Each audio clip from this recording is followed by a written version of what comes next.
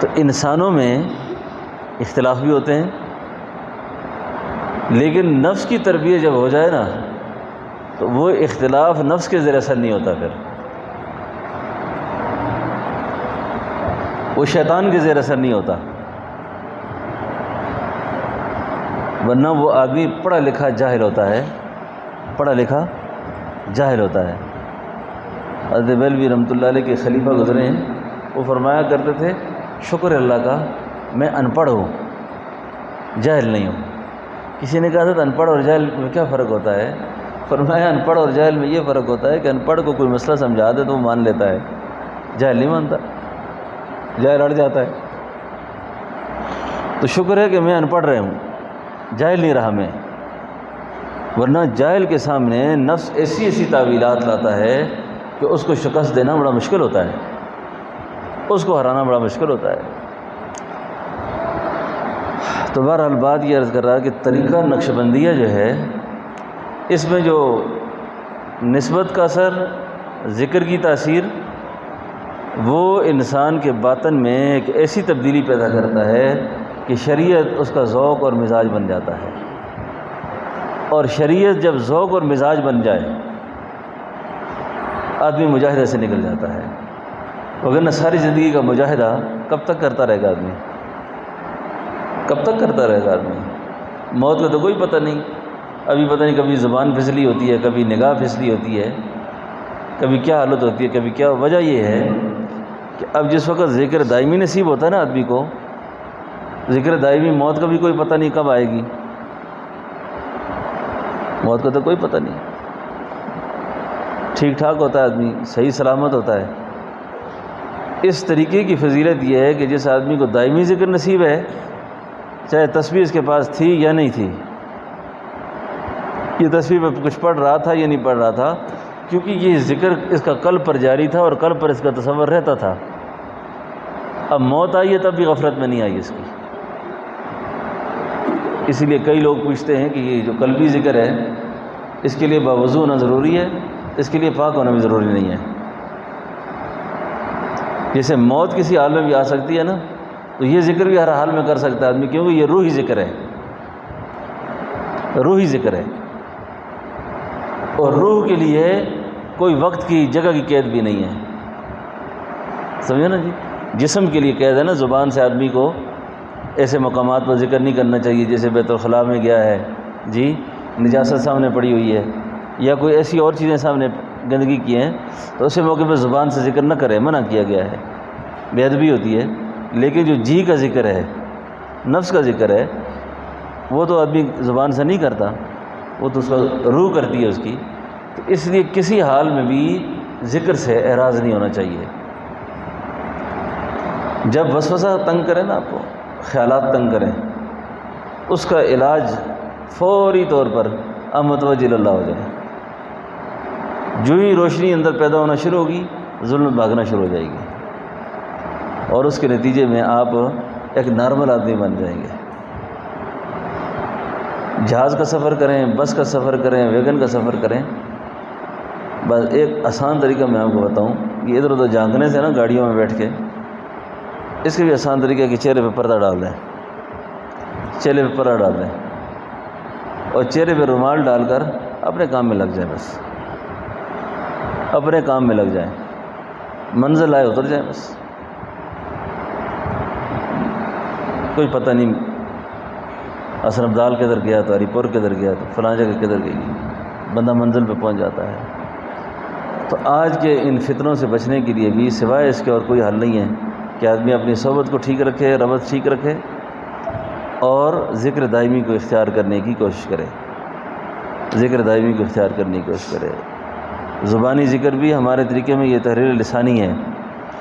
تحریر لسانی اتنی آواز سے ذکر کرنا کہ اپنے کان سنیں، یعنی لا الہ الا اللہ، لا الہ الا اللہ۔ یہ ذکر اجتماعی بھی کیا جا سکتا ہے، انفرادی بھی کیا جا سکتا ہے، لا الہ الا اللہ، لا الہ الا اللہ، الا اللہ، الا اللہ، الا اللہ، اللہ اللہ، اللہ اللہ۔ یہ جہر نہیں ہے، اچھا اتنی آواز سے بھی یہ ذکر کر سکتا ہے آدمی۔ اور اس کے بعد آدمی مراقبہ ہو جائے، مراقبہ کر لے۔ تو یہ چیزیں نفس کی تربیت میں کافی معاون ثابت ہوتی ہیں، لیکن یہ بات پیش نظر رہے، صحبت کے انوارات اور صحبت سے جو چیزیں نصیب ہوتی ہیں وہ ذکر سے بھی نصیب نہیں ہوتی۔ یہ خاص نقطہ ہے، خاص نقطہ یہ۔ میرے پاس ادھر ایک آدمی آیا تو مجھے کہتا ہے میں اتنا ذکر کرتا ہوں، مجھے یہ نصیب ہے، یہ نصیب ہے، یہ نصیب ہے، یہ نصیب ہے۔ 1000 چمکیں آپ کو نصیب ہو جائیں، 1000 روشنی آپ دیکھنا شروع ہو جائیں، لیکن آپ کے حاشیہ خیال میں کسی جگہ بھی اپنے بارے میں کوئی خوش فہمی ہے، کیونکہ ذکر کی علامت یہ ہے کہ جب ذاکر مذکور میں گم ہوتا ہے نا، ذاکر اپنے مذکور میں جب گم ہو نا، تو مذکور کی صفت بڑائی کی ہے اور ذاکر کی صفت عاجزی کی ہے۔ یہاں عجز ہے، وہاں بڑائی ہے۔ اب دو چیزیں تو جمع نہیں ہو سکتی نا،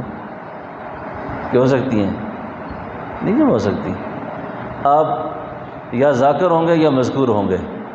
تو آپ اپنے مذکور میں جب تک گم نہ ہو جائیں، اور مذکور میں گم ہونے کی سب سے بڑی علامت یہ ہے کہ انسان میں جتنا آگے جائے گا اتنی تواضع آئے گی، اتنی عاجزی آئے گی، اتنی انکساری پیدا ہوگی، اتنا ہر وقت وہ اپنے آپ کو نادم سمجھے گا، ہر وقت عاجز سمجھے گا۔ اور یہ بڑے بڑے اہل اللہ کے جو فیوزات چلے ہیں نا، اس فیض کے پیچھے سب سے بڑی بات یہ ہوتی ہے۔ میں نے ایک دفعہ حضرت صاحب رحمۃ اللہ علیہ مجھے فرمانے لگے، آپ کسی جلسے میں جایا کرو، کسی پروگرام میں نا، تو سیدھا اسٹیج پہ جایا کریں، آپ سیدھا اسٹیج پر جایا کریں، جہاں صوفہ لگا ہوتا ہے، بیٹھنے کا انتظام ہوتا ہے، بغیر کسی کے اوپر چڑھا کرو۔ تو میں کہا جی کئی لوگ جو ہے نا وہ مجمع میں بیٹھے ہوں گے نا، چادر اپنے اوپر لی ہوئی ہے، رومال لیا ہوا ہے، جتنی عاجزی اور بزرگی کی ظاہری علامتیں ہیں وہ ساری اختیار کر کے کسی کونے میں بیٹھے ہوئے ہیں۔ اب اوپر سے اعلان ہوتا ہے جی حضرت صاحب باہر اوپر آ جائیں جی، ان کو پھر 3 آدمی اٹھانے کے لیے جاتے ہیں، آئیں جی نہیں، ادھر سے اٹھ کے ادھر بیٹھ جائیں گے، ادھر سے اٹھ کے ادھر بیٹھ جائیں گے، یہ بڑی مصیبت ہوتی ہے یہ۔ حضرت فرمانے لگے ہم نے کونوں کھدروں میں بیٹھے ہوئے متکبر دیکھے، کونوں کھدروں میں بیٹھے ہوئے متکبر دیکھے، اور ممبروں پہ واعظ کرتے ہوئے دودھ کی طرح صاف حقیقت والے دیکھے۔ بڑا یا چھوٹا ہونا یہ بیٹھنے اور کھڑے ہونے سے تعلق نہیں رکھتا۔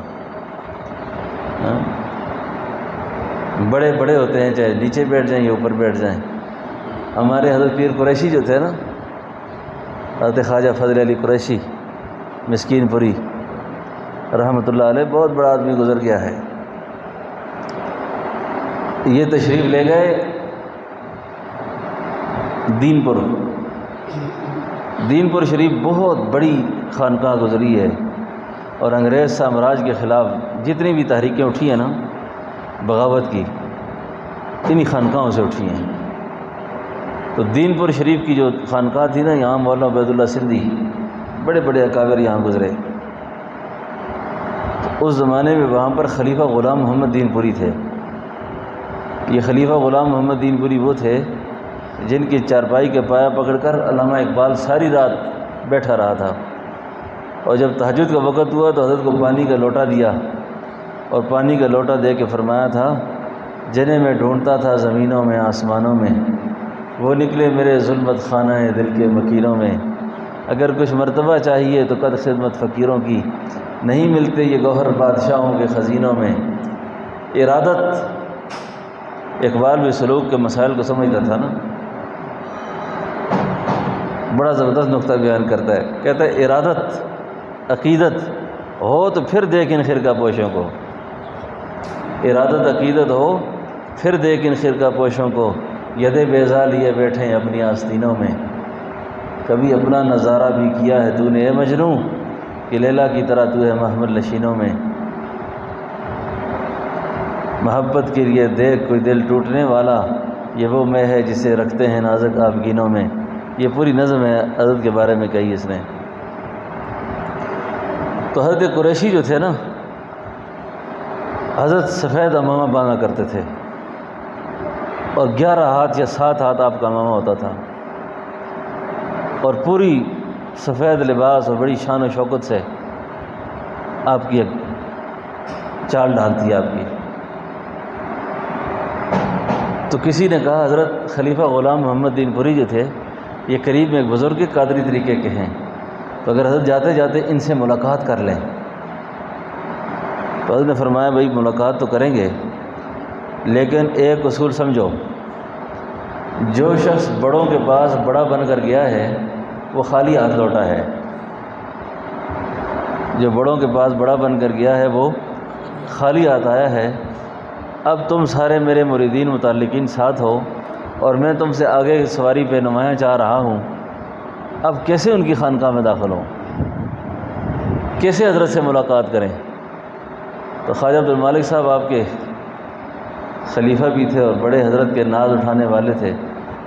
تو حضرت نے فرمایا کہ حضرت آپ اپنا امامہ جو ہے نا یہ اتار دیں، آج یہ اپنا امامہ کسی فقیر کو دے دیں اور فقیر کی ٹوپی سر پہ رکھیں آپ، تو ایسے اندر داخل ہوں گے حضرت کو کیا پتہ چلے گا کہ کون آیا ہے۔ فرمایا جس وقت حضرت اندر داخل ہوئے نا، حضرت داخل ہوئے تو حضرت کے سر پہ معمولی سی ٹوپی تھی اور وہ پیچھے چل رہے تھے، تو حضرت نے سارے مجمع کو نا کراس کر کے سب سے پہلے پیر قریشی کو گلے لگایا۔ جب حضرت کو گلے لگایا تو ایک مرید پہ جذب طاری ہوا، فرمایا پیرا تو چھپتیاں بھی نہ چھپ سکیں، تو چھپتیاں بھی نکاح شاید پگڑی اتاری ہوگی، ٹوپی پہ نہیں ہوگی، تو کوئی صاحب مقام جو ہے وہ اس پہ نظر نہ رکھ سکے گا۔